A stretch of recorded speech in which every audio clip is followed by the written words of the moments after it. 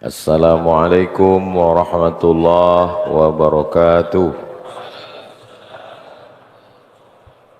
Alhamdulillah.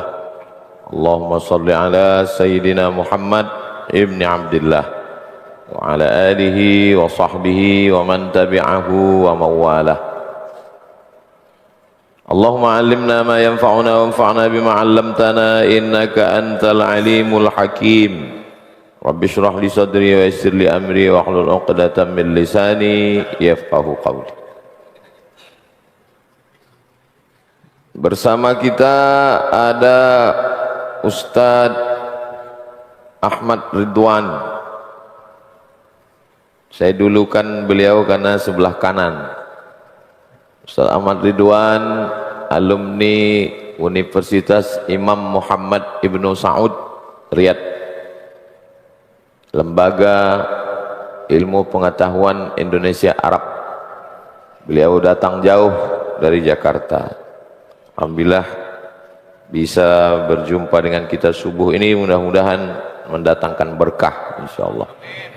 Sebelah kiri saya Ustadz Buya Ahmad Buya Syarfi Hutauruk, Ketua Persatuan Tarbiyah Islamiyah. Beliau dari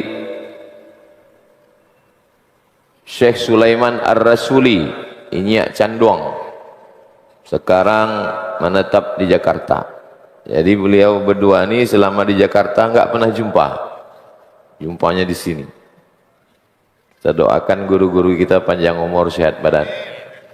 Ada rombongan Mas Ipo Santosa, ada Ustadz Dr. Fahmi, yang namanya tak saya sebut, saya mohon maaf, bukan karena tak hormat, tapi karena tak ingat.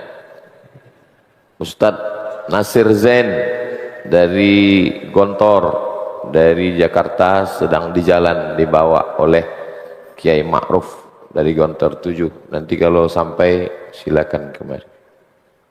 Kita lanjutkan kajian hadis nomor 464.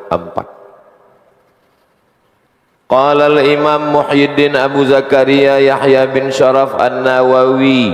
Imam Nawawi berkata dalam kitab Riyadhis Shalihin min kalami Sayyidil Mursalin, nafa'anallahu bi'ulumihi fid dharaini.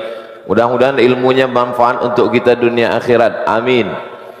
Bihi wa ilaihi, dengan sanadnya, dengan sanad Imam Nawawi sampailah kepada sahabat Nabi namanya Jabir. Di sini hanya Jabir saja. Nama ayahnya Abdullah. Nama lengkapnya Jabir bin Abdillah Al-Ansari, karena dia orang Ansor yang datang dari Makkah, Muhajirin yang menetap di Madinah, Ansor. Jadi orang yang di Madinah ini Al-Ansari. Orang Ansor ini terbagi dua. Satu dari kalangan Aus, satu dari kalangan Khazraj. Nah, dia ini dari kalangan Khazraj. Al-Ansari Al-Khazraji. Biasanya dari ujung nama orang itu udah tahu kita dia kampungnya dari mana. Al-Ansari berarti orang Ansor. Syekh Abdul Ghani Al-Kampari berarti orang Kampar. Syekh Ahmad Khatib Al-Minkabawi berarti Minangkabau. Ini subuh nih ada tamu kita dari bumi Minangkabau, 2 bis. Syekh Ahmad Ridwan Al-Batawi berarti dari Betawi. Kalau Ustadz Ahmad Syarafi tak perlu disebutkan lagi karena dia termasuk yang branded. Branded itu maksudnya bermerek. Nasution, Sregar, Utauruk, nah itu. Beliau tidak ikut perang Uhud dan perang Badar karena menjaga saudara perempuannya 9 orang. Itu dalil sahabat Nabi tidak wajib ikut perang. Kalau ada saudara perempuan lebih diutamakan menjaga saudara perempuan, karena yang lain bisa pergi berperang. Beliau termasuk al-mukthirina birriwayah, sahabat Nabi yang banyak meriwayatkan hadis-hadis Nabi Muhammad sallallahu alaihi wasallam. Namanya Jabir bin Abdullah. Adab menyebut nama sahabat Nabi radhiyallahu an, untuk membedakan kita dengan Syiah, karena Syiah tak mau menyebut radhiyallahu an. Kenapa Syiah tak mau menyebut radhiyallahu an? Karena mereka melaknat sahabat Nabi. Kenapa mereka melaknat sahabat Nabi? Karena menurut mereka setelah Nabi Muhammad SAW yang menjadi khalifah itu Sayyidina Ali, sedangkan sahabat Nabi bermusyawarah memilih Abu Bakar. Maka menurut mereka sahabat Nabi itu mengingkari wasiat Nabi. Itu maka mereka tak mau radhiyallahu an. Maka kita mengingkari. Al-Khalifatul Awwal Sayyiduna Abu Bakrin As-Siddiq. Ini Syiah nampaknya nih. Ada radhiyallahu an. Allah meridainya. Maka kita kalau sebut sahabat Nabi radhiyallahu an. Boleh kalau kita sebut nama guru kita yang kami hormati Ustadz Ahmad Ridwan radhiyallahu an. Boleh. Loh, apa bedanya sama sahabat Nabi? Kalau nama sahabat Nabi disebut radhiyallahu an, maksudnya Allah sudah meridhoinya. Tapi kalau guru kita disebut radhiyallahu an, maknanya semoga Allah meridhoinya. Itu bedanya. Yang kami hormati Ustadz Abdul Somad rahimahullah, itu berarti sudah meninggal.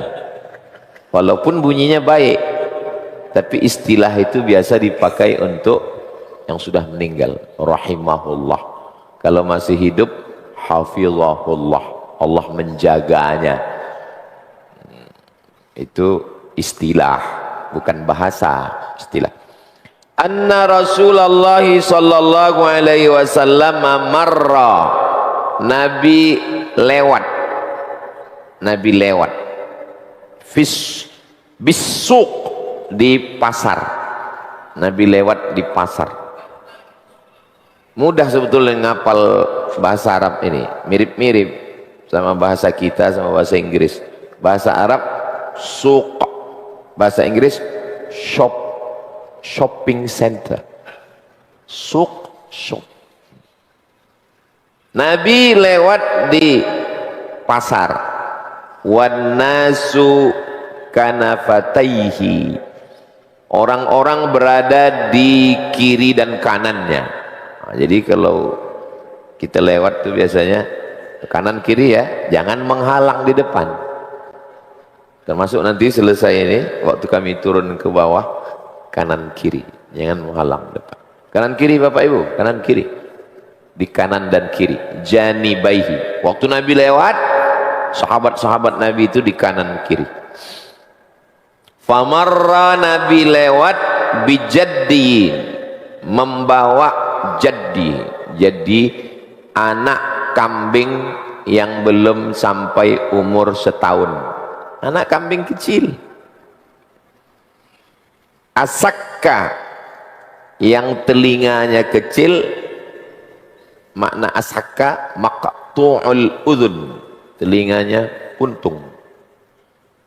Mayyitin, mati.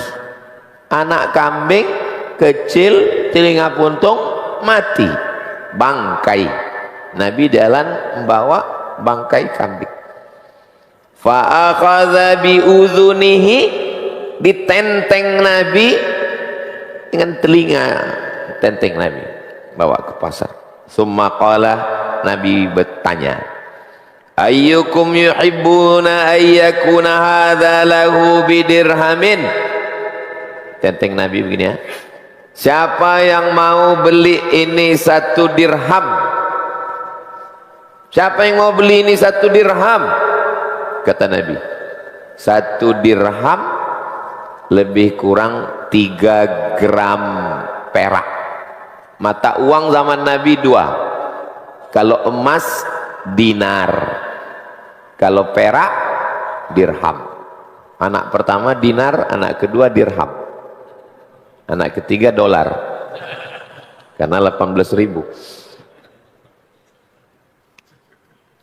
Ini udah agak-agak nyerempet. Udah mulai pantang dapat pintu masuk. Siapa yang mau beli ini 1 dirham?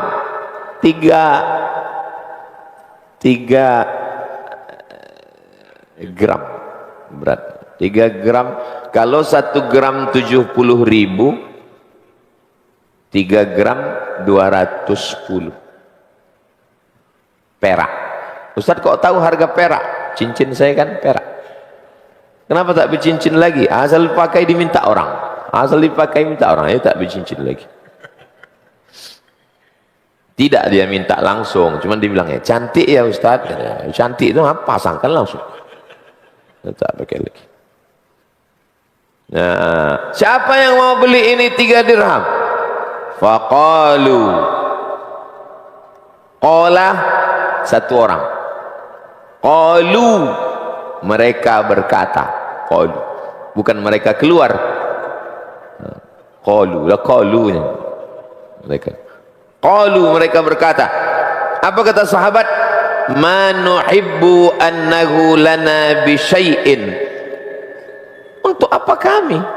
Bi syai', enggak ada gunanya, sikit pun tak ada gunanya. Bangkai anak kambing dimakan tak bisa, kulitnya untuk gendang, untuk tak bisa, masih lembut.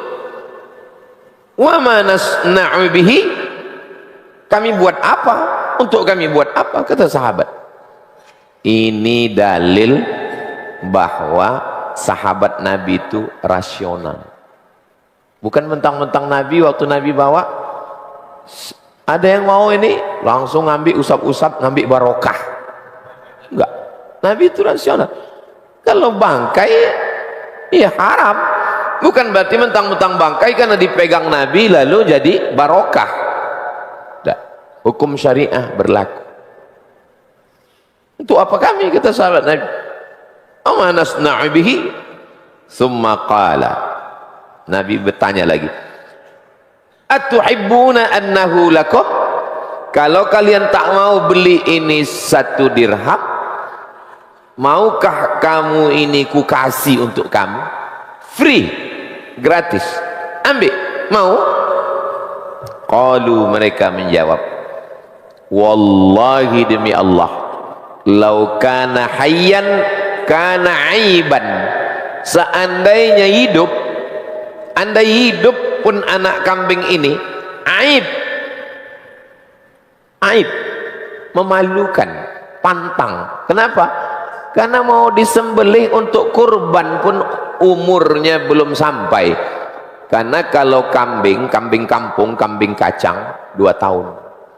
Kalau kambing domba setahun lebih. Kalau kambing kampung 2 tahun lebih baru bisa dipotong, baru dagingnya itu enak. Ini untuk apa? Innahu asakku, ini kambing kecil, telinganya puntung. Fakaifa wa huwa mayit, dan dia mati, bangkai. Untuk apa kami? Faqala, Nabi berkata. Apa kata Nabi?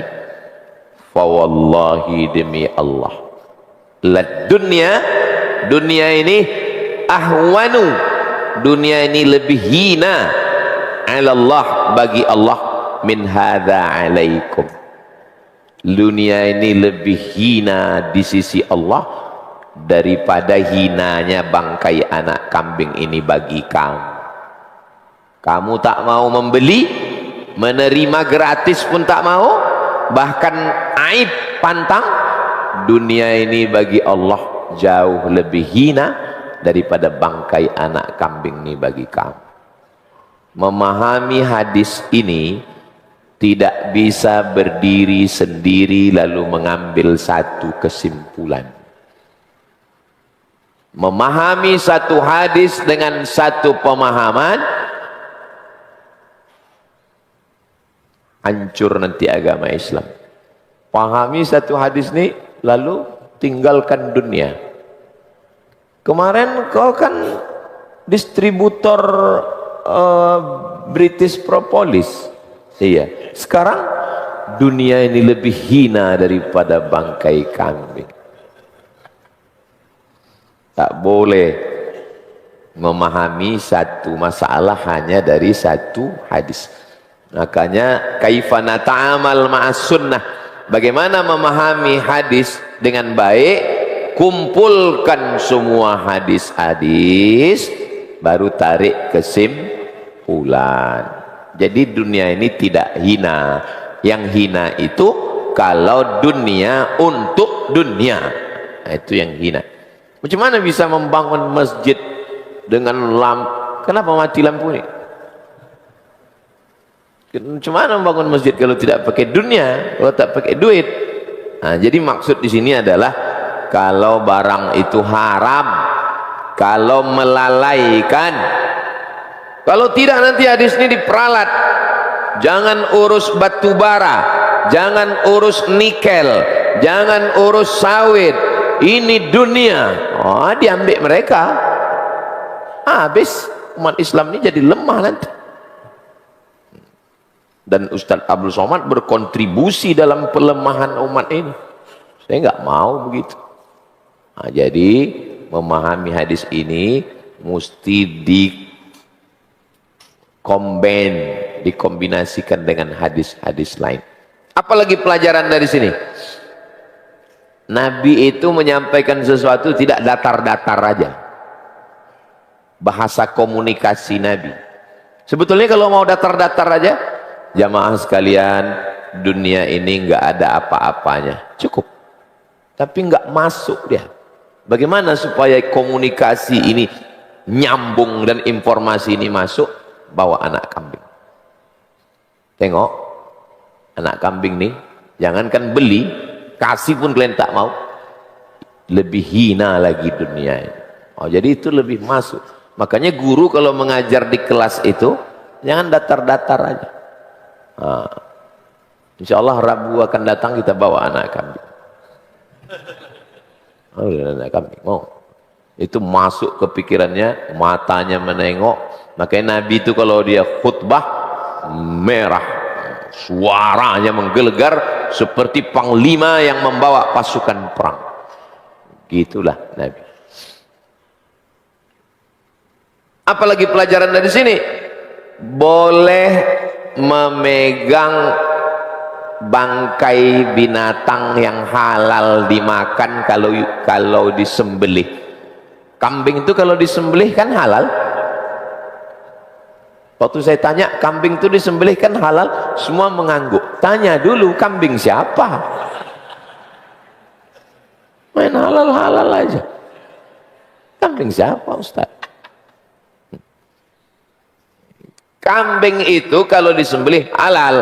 Kalau dia mati boleh dipegang bangkainya.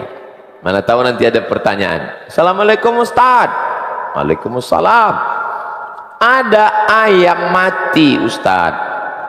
Terus tiba-tiba istri saya memegang bangkai ayam itu. Terus apa hukum dia megang bangkai ayam itu Pak Ustaz? Apa hukumnya ya? Ini dalil. Tapi itu ayam, ini kan kambing. Itulah namanya qiyas. Itu namanya qiyas. Qiyas itu menetapkan sesuatu yang belum ada hukumnya dengan suatu peristiwa yang sudah ada hukumnya dengan melihat titik persamaan. Yang sudah ada hukumnya mana? Nabi megang bangkai kambing. Yang belum ada hukumnya mana? Bangkai ayam. Dengan melihat titik persamaan keduanya, sama-sama mati, sama-sama halal kalau disembelih. Oh, enggak sama Pak Ustaz. Mana enggak sama? ayam kakinya 2, kambing kakinya 4. Ayam bulunya panjang, kambing bulunya pendek. Sejauh ini kau nilai yang paling jauh. Nggak nyambung. Itu namanya qiyas. Karena kalau hanya berdalil ada dalam Quran, ada dalam sunnah, tidak semua masalah ini ada dalam Quran dan sunnah, tapi persamaannya ada, maka berlakulah Quran, hadis, ijma', qiyas. Ada orang ngisap hashish ganja. Tebu itu tebu dijemur kering. Tebu dijemur kering, diambil isinya, dilobangi, lalu dimasukkan ganja kering. Ini bukan tutorial ya. Masukkan ganja kering, setelah masuk panjang macam cerutu, itu dibakar ujungnya. Ini cerita kawan saya pergi ke kampung di Maroko. Kampung-kampung sana banyak hashish, tapi saya nggak pernah makai. Datang kawan saya ini bilang, Pak, itu kan haram. Dia bilang, tunjukkan mana ayat dan hadis dalam Al-Quran mengharamkan ini. Nggak ada. Melawan orang yang, orang kalau sesat aja. Tapi kalau sesat pakai dalil, neraka jahanamnya, VIP. Tunjukkan saya mana ayat Quran sama hadis yang mengharamkan hashish. Nggak ada, kata dia. Terus pakai apa itu? Qiyas. Innamal khamar, air anggur yang diperas, disimpan dalam botol, biarkan berbuih sampai fermentasi, diminum, hilang akal, namanya khamar. Dikiaskan hashish, ganja kepada khamar. Sabu-sabu, pil rohypnol, sekarang ada lagi dalam bentuk cairan liquid, narkotik liquid yang dimasukkan ke dalam vape. Bawaannya mau ketawa aja. Hati-hati yang selalu ketawa. Nah, nauzubillah. Saya tidak mau menceritakannya panjang lebar, nanti macam-macam hafal Ustaz nih katanya. Datang pula BNN nanti. Nauzubillah. Jadi dalam satu hadis itu dia mengandung makna-makna yang tersirat, yang tak tersurat secara eksplisit. Bahasa komunikasi itu pentingnya anak kita masuk fakultas komunikasi, tapi dia belajar hadis, ditemukannya bagaimana komunikasi Nabi. Itu pentingnya anak kita masuk fakultas syariah, hukum Islam, belajar hadis, ditemukannya hukum dalam hadis ini. Rawahu Muslimun, ada dalam Sahih Muslim.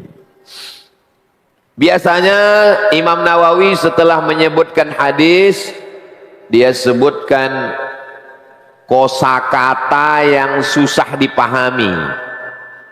Di dalam hadis itu ada kosakata yang jarang dipakai. Kanafataihi, artinya janibaihi, sisi kiri dan kanan. Kanafataihi, sisi kiri dan kanan. Asak artinya soghirul udhun, telinganya masih kecil. Anak kambing yang telinganya masih kecil. Ada kosakata yang jarang dipakai Pak Ustadz? Banyak. Saya dulu ngambil mata kuliah bahasa Melayu. Semua orang Indonesia yang kuliah di UKM, Universiti Kebangsaan Malaysia, wajib mengambil mata kuliah bahasa Melayu. Padahal kita orang Melayu. Wajib. Datang dosen tuh, namanya Encik Rusli. dibawanya manuskrip, umurnya 100 tahun. Kamu orang Melayu? Ya, kami orang Melayu. Coba baca. Pas kami baca, nggak paham.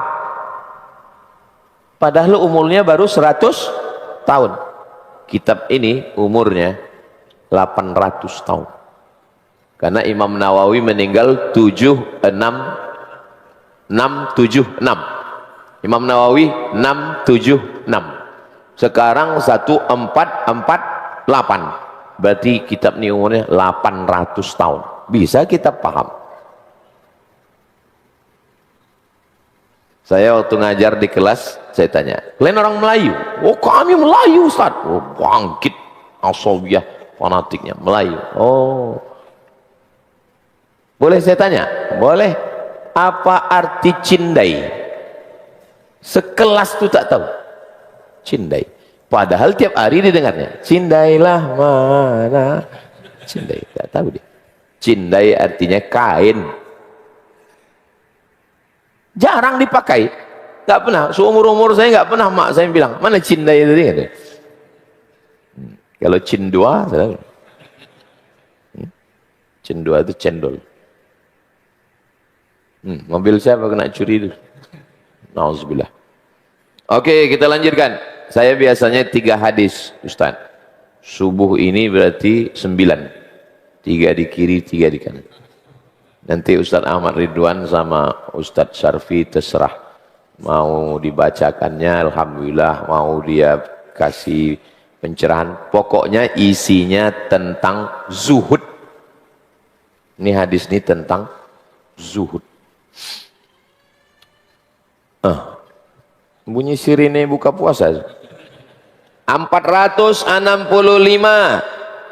an Abi Dzar.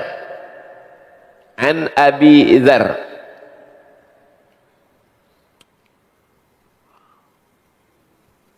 Ada kampung namanya Bani Ghifar. Nama kampungnya Bani Ghifar. Kampung ini isinya perampok semua. Ada kampung perampok. Ada di Indonesia ini kampung perampok. Ada. Saya pernah ceramah di situ.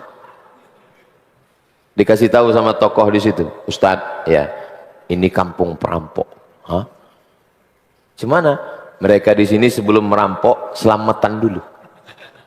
Kumpul semua baca Yasin, doa. Ya Allah, selamatkanlah perampok ini. Nanti pulang bawa hasil. Nggak boleh sebut daerahnya, menjaga kode etik jurnalistik. Jadi ada kampung namanya kampung Bani Ghifar, hobi merampok.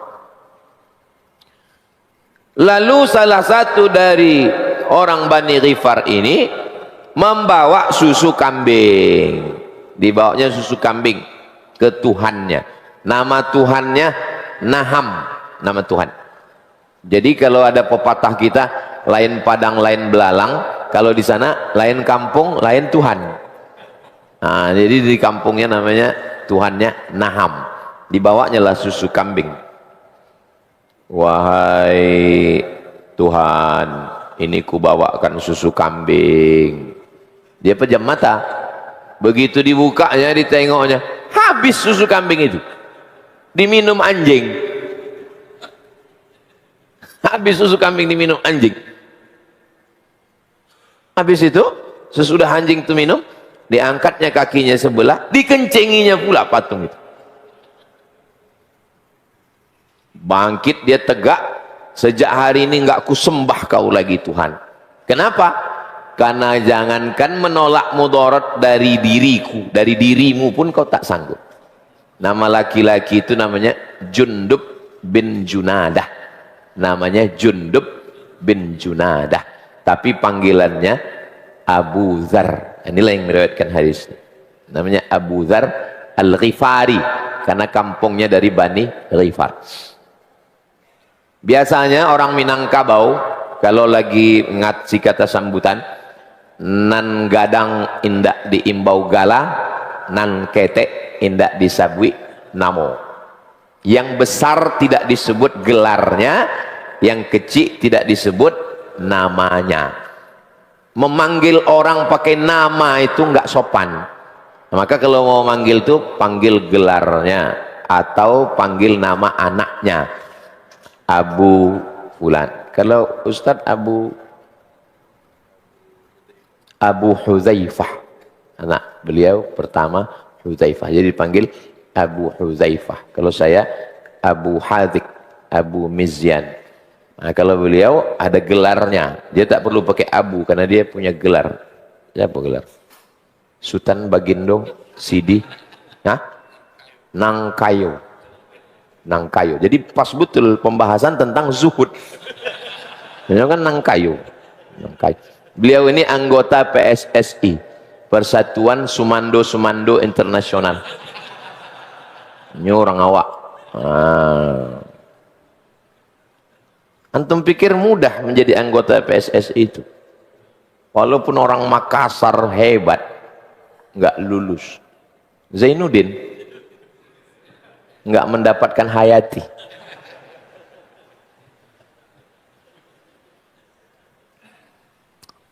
Oke, kita lanjutkan.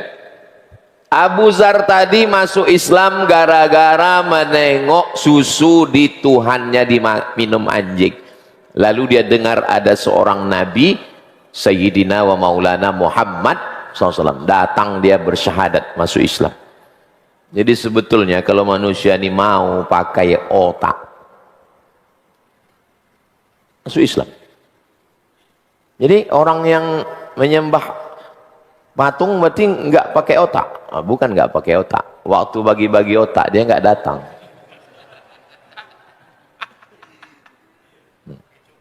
Ini agak berat sedikit. Afala taqilun. Kenapa tak berpikir? Kenapa tak berpikir? Apa kata Abu Zar? Kuntu artinya saya dulu. Kuntu itu saya dulu. Di sini ada kampung namanya Kuntu. Saya dulu. Kuntu amshi ma'an Nabi. Dulu saya pernah berjalan dengan Nabi sallallahu alaihi wasallam. Fi harratin, di tanah yang hitam. Jadi di Madinah itu ada tanahnya itu batu hitam. Kalau tempat kita ada tanah merah, ada tanah gambut. Ada tanah batu dan paling banyak tanah sengketa. Apalagi di Rimbo Panjang ini, banyak sengketa sini, Ustaz. Jangan beli tanah di sini. Mahal sekarang, sudah ada Ma'had Az-Zahra. Fi harratin, di batu-batu hitam di Madinah. Fastaqbalna Uhudun, lalu kami menghadap ke arah bukit Uhud. Ini tempat Nabi jadi imam, ini mihrab. Itu kalau jalan kita ke belakang lurus Uhud, mentoknya itu di Uhud. Kami pun menghadap ke Uhud. Faqala, Nabi berkata, ya Abu Dzar, wahai Abu Dzar. Qultu labbaik. Kita kalau dipanggil orang, ya Abdus Samad, labbaik. Ya. Makanya kita waktu di Makkah itu labbaik Allahumma labbaik. Kalau bahasa Betawi kalau dipanggil ya Abdus Samad, mau apa loh? Kalau Buya di Sibolga, ya Abdul Samad, olo, gitu ya, olo. Labbaik ya Rasulullah. Faqala, apa kata Nabi? Ma yasurruni anna inda mithla Uhudin hadza zahaban. Seandainya bukit Uhud ini jadi emas. Kuat kali suara saya ini sampai berbunyi mobil.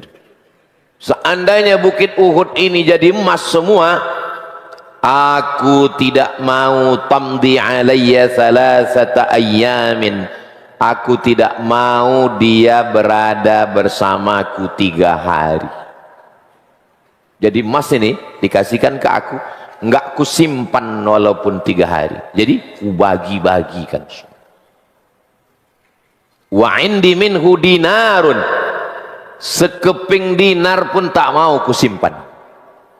Bukit Uhud itu kalau dari mulai awal ke ujung, karena dia kalau satu ahad, kalau satu ahad, tapi kalau satu Uhud,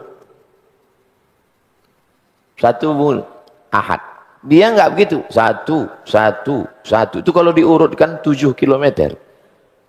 Seandainya ini semua ini jadi emas, enggak akan senang aku dengan ini, dan takkan kusimpan walaupun 3 hari, dan tidak kusimpan walaupun 1 dinar. 1 dinar itu 4,25 gram. 1 dinar 4,25 gram. 1 dinar pun tak akan kusimpan, kubagikan semua, kata Nabi SAW. Illa, kecuali syai'un, ada sikit kusimpan, ursiduhu lidain, untuk bayar hutang. Nabi tidak menyimpan. Makanya waktu Nabi meninggal, nahnu ma'asyirul anbiya, kami para nabi la nurithu, tidak meninggalkan harta warisan, wa ma taraknahu shadaqah, semua yang kami tinggalkan ini sebagai sedekah. Tapi kita tak boleh mengambil satu hukum dari satu hadis, tak boleh, mesti tengok hadis lain. Sebelum Bapak Ibu mau menyerahkan semua emasnya, saya jelaskan dulu, jangan husnuzan. Karena begitu cerita emas, hidup lampu itu langsung. Karena hadis lain, waktu Fathu Makkah, pembebasan kota Makkah tahun ke-8, ada sahabat yang sakit. Lalu kata dia, aku nih sakit ya Rasulullah, udah mau mati, ambillah semua hartaku. Kata Nabi, enggak. Kalau engkau tak mau, asyatru, ambil setengah. Kata Nabi, enggak. Kalau kau tak mau setengah, as-sulusu, ambil sepertiga. As-sulusu katsir, sepertiga pun banyak, tapi boleh diambil. Itu makanya boleh wasiat, tapi batas paling banyak sepertiga. Antada'a warasataka aghniya, kau tinggalkan anak cucumu dalam keadaan mampu, khairun, lebih baik, min antada'ahum 'alatan, daripada kau tinggalkan mereka dalam keadaan miskin susah. Tak boleh semua harta kita bagi, lalu anak cucu kita jadi miskin. Ini hukum pribadi untuk Nabi Muhammad sallallahu alaihi wasallam. Soalnya sekarang orang banyak ini mengeksploitasi umat. Sedekahkan semua, sedekah semua, Allah akan balas. Jamaah terhipnotis, dikasihnya semua, punya motornya, apanya, pulang sibuk dia nyari angkot. Ini pembodohan, nggak boleh begitu. Bersedekah bagus, tapi kalau sampai lupa bayar utang. Tapi banyak orang salah paham. Kenapa kau nggak pernah sedekah? Saya masih ada utang Pak Ustaz. Kenapa kau nggak berkurban? Saya ada utang Pak Ustaz. Kenapa kau pergi umrah? Saya ada utang Pak Ustaz. Ini pun salah paham juga. Kalau hutangnya belum jatuh tempo. Kapan jatuh tempo? 1 Januari 2027. Masih lama. Ada duit sekarang, sedekah. Ada duit sekarang, pergi umrah. Nabung untuk bayar hutang. Bukan berarti karena ada hutang lalu tak umrah, tak bersedekah, tidak berkurban. Nah, ini banyak orang paham. Tak paham dia. Entah paham, tak pura-pura bongak. Bongak itu artinya bodoh. Illa an aqula bihi fi ibadillahi hakadha, maka aku akan katakan kepada hamba-hamba Allah, hakadha, hakadha, hakadha. Hakadha sebelah kanan, hakadha kusedekahkan. Habis itu sebelah kiri, hakadha. Habis itu ke sebelah belakang, hakadha. Ini kusedekahkan, ini kusedekahkan, ini kusedekahkan. Itulah yang paling bagus. An yaminihi sebelah kanan, wa an shimalihi sebelah kiri, wa min khalfihi, sebelah kanan, wa qalilum mahum, betapa sedikitnya harta itu, kalau dibagi-bagikan tak banyak. Summa qala li, kemudian Abu Zar berkata, apa kata Nabi? Makanak, tetap kau tegak di situ Abu Zar, jangan bergerak. Makanak, tetap di tempatmu. La tabrah, jangan engkau bergeser, hatta atika, sampai aku datang ke sana. Kau jangan bergerak, jangan pergi, jangan kemana-mana, nanti aku yang datang ke sana. Summan talaqa fi sawadil lail, lalu Nabi pergi di tengah malam gelap gulita. Malam Nabi pergi, hatta tawara, sampai hilang. Orang kalau di malam itu, kalau dia pergi agak jauh, hilang. Fasami'tu sautan, ku dengar suara. Qadir tafa', suaranya naik ke atas. Fatakhawwaftu, aku takut mendengar suara. Suara apa? Nih, sahabat Nabi nih tetap ada rasa takut. Apalagi sahabat Uas. Jadi kalau ada orang, Ustaz aku takut lah Ustaz. Sahabat Nabi aja takut. Takhawwaftu, aku takut. Ayyakuna ahadun, ada seseorang qad arada lin Nabi, yang mengganggu Nabi. Aku cemas, aku khawatir, aku takut ada yang mengganggu Nabi. Fa aradtu an atiyahu, aku mau mendatangi Nabi di tengah gelap itu. Fa dzakartu, tapi aku ingat ucapan Nabi. Apa kata Nabi? La tabrah, jangan bergeser, jangan bergerak, hatta atiyaka, sampai aku nanti pulang. Akhirnya aku takut. Apa pelajaran dari sini? Sahabat Nabi berpegang teguh pada cakap Nabi. Kekhawatiran kepada Nabi tidak merubah pesan Nabi. Belaga ini sekarang, takut, cemas, nanti ada orang bunuh Nabi. Tapi di sisi Nabi, Nabi berpesan, jangan bergerak. Akhirnya cakap Nabi lah yang menguatkan hati. Ini pelajaran. Kalau di hati kita ada rasa galau, gundah gulana, yang bisa menguatkan itu adalah cakap Nabi. Falam abrah, aku tidak bergeser, tak bergerak dari tempat berdiriku, hatta atani, sampai Nabi datang. Setelah Nabi datang, lalu aku pun berkata, laqad sami'tu sautan, aku mendengar suara, takhawwaftu minhu, aku takut ada apa-apa ya Rasulullah, aku takut ada orang membunuhmu, mengganggumu. Fadzakartu lahu faqala, hal sami'tahu, ada kau dengar suara tadi? Ada kau dengar suara? Qultu na'am, ya aku ada mendengar. Zaka Jibril, itu tadi malaikat Jibril datang.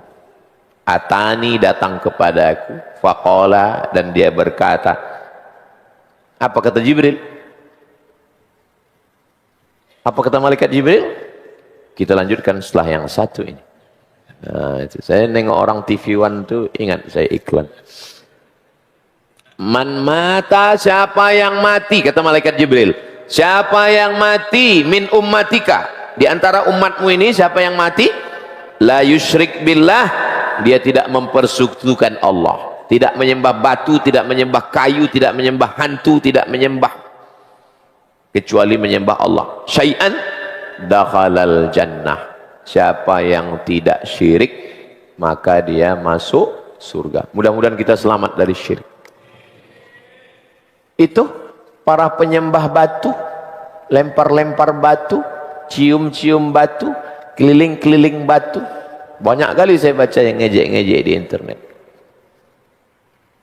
Saya nggak jumpa orangnya. Kalau jumpa, seandainya jumpa lagi, dia nanya, kalian kok lempar-lempar batu, kok keliling-keliling batu, kok cium-cium batu? Ada batu tuh di situ, langsung ke mukanya. Melempar batu simbol permusuhan dengan setan, bukan memuliakan batu. Mencium batu, ingat ucapan Umar bin Khattab, ya hajar, batu, innaka la tamfa', kau tak bisa mendatangkan manfaat, wala tadur, kau pun tak bisa menolak mudarat. Laula Muhammadun qabbalaka ma qabbaltuka, kalaulah bukan karena Muhammad sallallahu alaihi wasallam menciummu, aku pun tak mau menciummu. Kita mencium itu karena komitmen mengikuti Nabi. Lalu kenapa kalian mengelilingi batu? Dunia ini ada titik pusatnya. Menurut ilmu geologi, ilmu bumi, pusat titik bumi adalah Ka'bah. Maka kita berkeliling mengelilingi Ka'bah, bukan menyembah batu. Itu hanya tiang pancang. Ka'bah itu tiang pancang, inilah titik bumi. Mestinya jam Greenwich 00 itu dimulai dari Makkah itu jam. Tapi kenapa Inggris? Kenapa dari London dimulai jam 00? Penetapan London sebagai jam 00 bukan menurut ilmu geologi, tapi secara politis. Karena Inggris yang paling banyak menjajah dunia. Coba dulu orang Jawa yang menjajah dunia. Pasti titik Greenwich-nya di Solo, Surabaya, apa nyusut?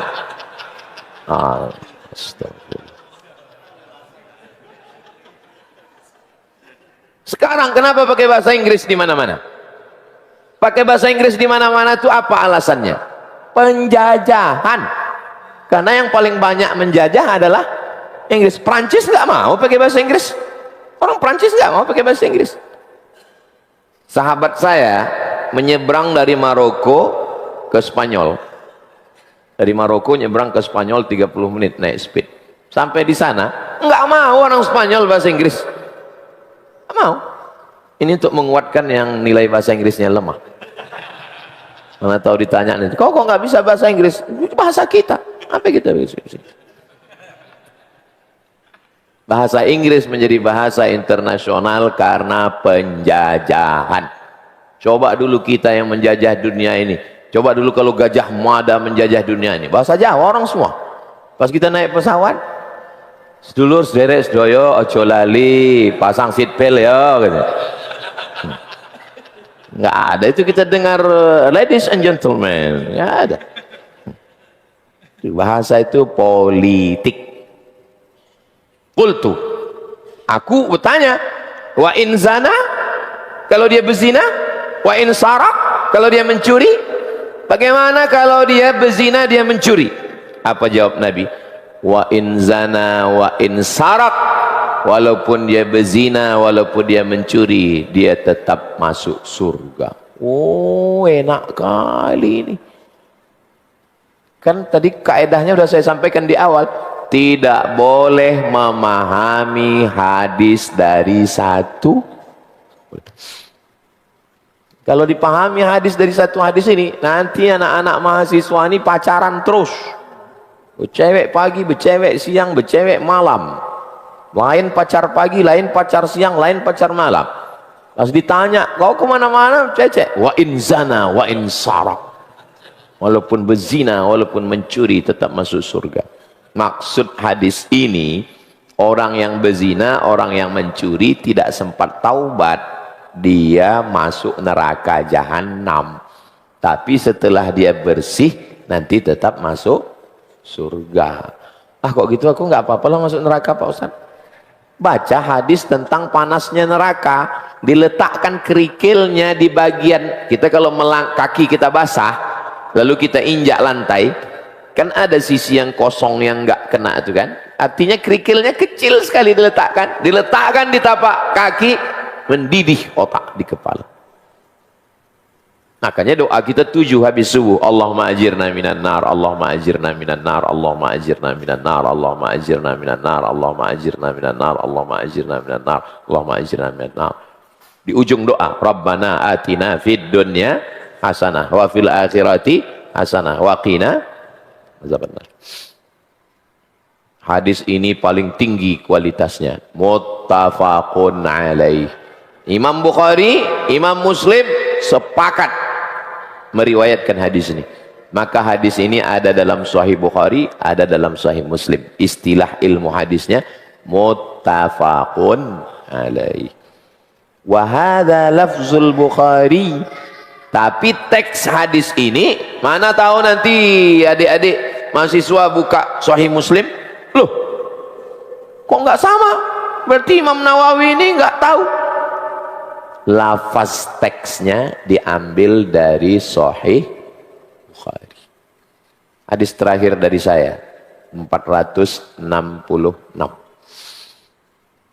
Wa an Abi Hurairata, ada seorang laki-laki dari Yaman namanya Abdu Syams. Abdu hamba, Syams matahari, hamba matahari. Tak boleh buat nama hamba matahari, menyembah matahari tak boleh, hamba matahari tak boleh, Abdul Ka'bah tak boleh. Yang boleh itu Abdus Somad, Abdurrahman, Abdurrahim boleh. Tapi yang paling tinggi bukan Abdullah, Abdurrahman, Abdurrahim. Setelah semua orang masuk ke dalam surga, Allah bertanya, "Madza turidun?" Hai penghuni surga, kamu sudah dapat semua. Apa yang belum kamu dapat? Satu yang kami belum dapat ya Allah. Apa itu? Ridha. Jadi yang paling tinggi adalah ridha Allah. Ridha Allah itu bahasa Arabnya Ridwan.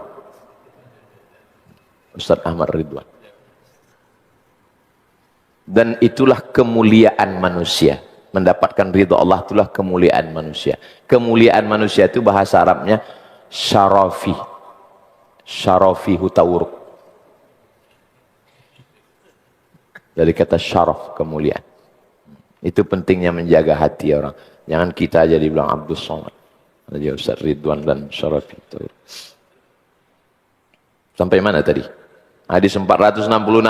Ada seorang laki-laki namanya Abdus Syams, hamba matahari. Begitu dia datang ke Madinah, masuk Islam tahun ke-7. Namanya dirubah Nabi jadi Abdurrahman. Nama ayahnya Sakhar. Sakhar batu cadas. Abdurrahman bin Sakhar. Nama kampungnya Ad-Dausi. Daus. Maka nama lengkapnya Abdurrahman bin Sakhar Ad-Dausi. Selalu membawa kucing. Maka dipanggil Ya Abahir. Kucing kecil Hurairah, wahai bapak kucing. Kalau selalu membawa kucing dipanggil Pak Kucing. Kalau selalu membawa anjing dipanggil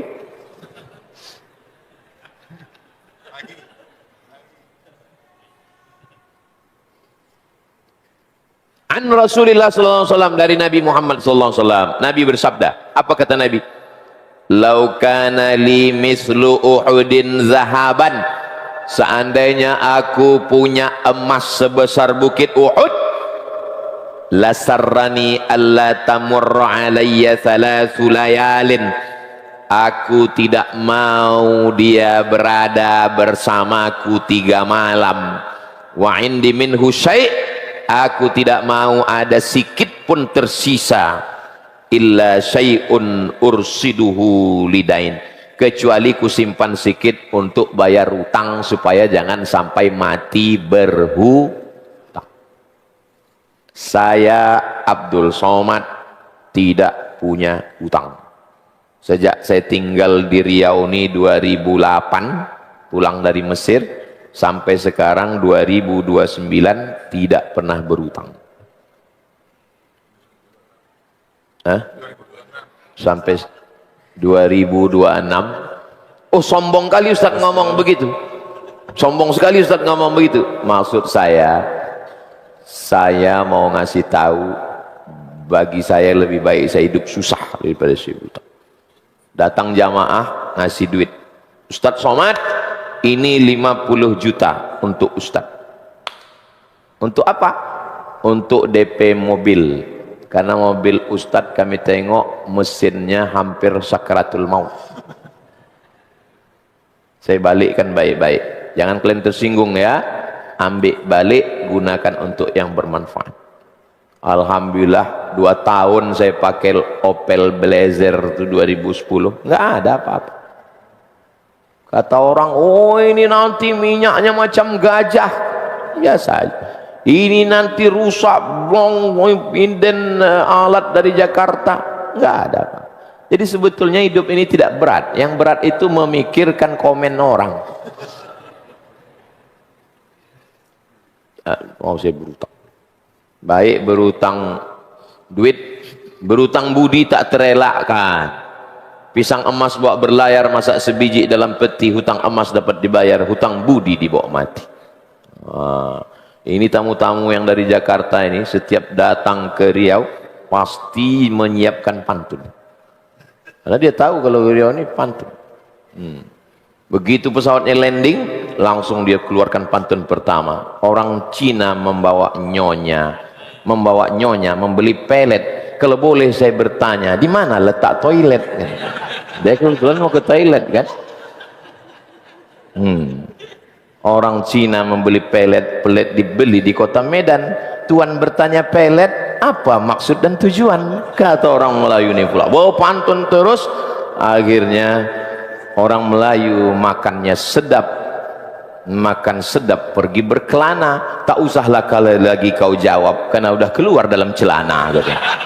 Asik berpantun.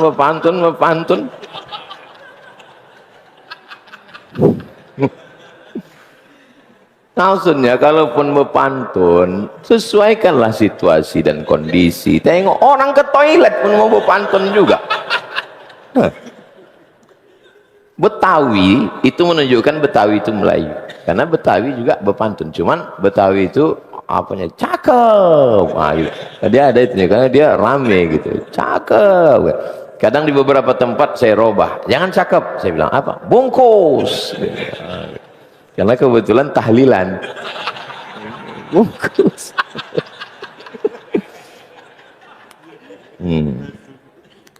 Ini hadis kualitasnya tinggi, muttafaqun alaih. Imam Bukhari, Imam Muslim sepakat, muttafaqun alaih. Zuhud. Masuk ke masjid, tiba-tiba nampak saya ada pena di masjid. Nggak tahu entah punya Ustadz Imam, entah punya Ustadz Qurtubi, entah punya Ustadz Asrori, nggak tahu. Saya tidak mengambil pena itu karena tak jelas pemiliknya. Itu namanya warak. Apa namanya? Warak. Warak artinya menjaga diri dari yang syubhat. Syubhat artinya samar-samar, nggak jelas. Tak punya siapa ini? Itu namanya warak. Dah jelas. Warak. Habis itu saya pergi ke Jalan Sudirman. Mampir ke toko buku. Saya tengok ada pena cantik. Dan saya sangat suka pena ini. Tertulis harganya 10 juta. Pena. Lalu saya buka dompet, saya tengok ada duit saya 10 juta. Dan saya tidak mau membelinya. Walaupun duit saya ada, saya tak mau beli. Sikap saya tidak mau membeli padahal saya berduit, padahal saya suka. Itu namanya zuhud. Zuhud. Jelas? Oke, saya kasih contoh 2. Pulang saya dari Masjid Nabawi, nampak di depan hotel cincin, nggak tahu entah punya siapa. Saya tidak mau mengambilnya. Itu namanya warak. Kemudian saya pergi ke toko batu, saya tengok ada merah ruby, kata orang Melayu merah delima.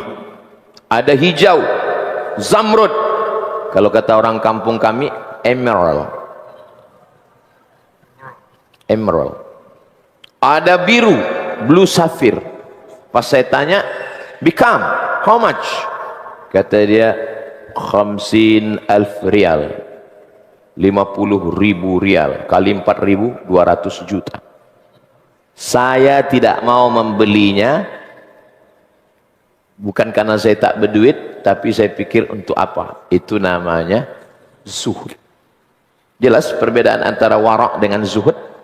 Warak artinya ijtinabu ma yukhsha dararuhu fil akhirah, menjauhi sesuatu yang dikhawatirkan memudaratkan di akhirat. Itu namanya warak. Sedangkan zuhud artinya ijtinabu ma la yurja naf'uhu, menjauhi sesuatu yang tidak diharapkan manfaatnya. Pakai cincin 200 juta, apalah manfaat? Apa manfaat? Apalagi macam saya orang biasa, saya pakai pun cincin itu dibilang orang kaca. Alah, cincin Ustaz Somad itu kacanya itu. Orang kaya kalau pakai imitasi dibilang orang asli. Orang susah pakai asli dibilang orang imitasi.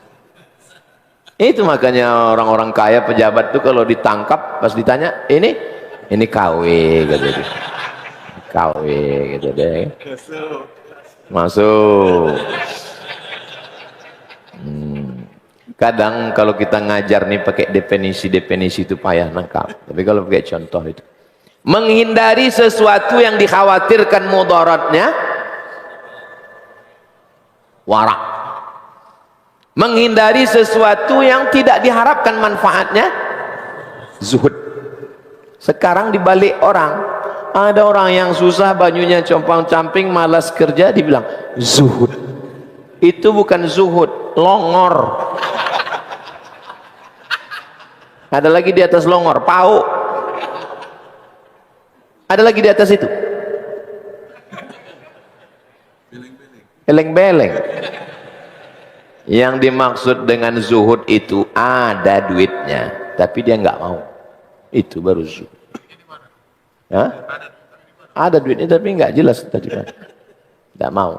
Karena untuk apa? Macam Mas Ipu nih, cincinnya pun nggak ada, gelangnya pun tak ada. Padahal kalau dia mau, bisa 3 dipasang. Setiap berdoa, mau. Itu namanya zuhud. Ada orang yang warak, ada orang yang mutawarri. Mutawarri itu belagak warak. Jadi ada ulama-ulama sedang duduk di majelis. Ulama ini semuanya warak. Ada yang satu nih mutawarri, pura-pura warak. Jadi yang menuangkan air jariyah pembantu budak perempuan menuangkan air. Selesai acara, yang mutawarri, yang pura-pura warak ini marah. Katanya kalian ulama-ulama yang warak, tapi tadi ku tengok yang menuangkan air itu perempuan. Kok mau kalian dituangkan air perempuan? Kata ulama yang warak ini menjawab, kami seumur-umur hidup di sini nggak tahu kami siapa yang menuangkan. Kau baru sekali datang tahu kau perempuan. Kami udah bertahun-tahun bermajlis di sini, nggak tahu kami bahwa yang nuang itu perempuan. Karena dia betul-betul warak, dia tak menengok. Ini baru sekali datang, harus tengok. Itu beda warak dengan mutawarri. Sekarang ini yang banyak bukan zuhud, tapi mutazahid. Kalau semua orang pakai motor, kok pakai motor? Jangan semua orang pakai motor, lalu kau pakai sepeda ontel. Itu bukan zuhud, biar supaya dibilang zuhud. Kalau semua orang pakai baju bagus, pakai baju bagus. Jangan begitu Ustadz Ahmad pakai baju bagus, Ustadz Ahmad Sarafi pakai, lalu pakailah baju kuya-kuya, biar supaya dikomen orang sederhananya UAS. Itu namanya mutazahid, bukan zuhud, pura-pura zuhud.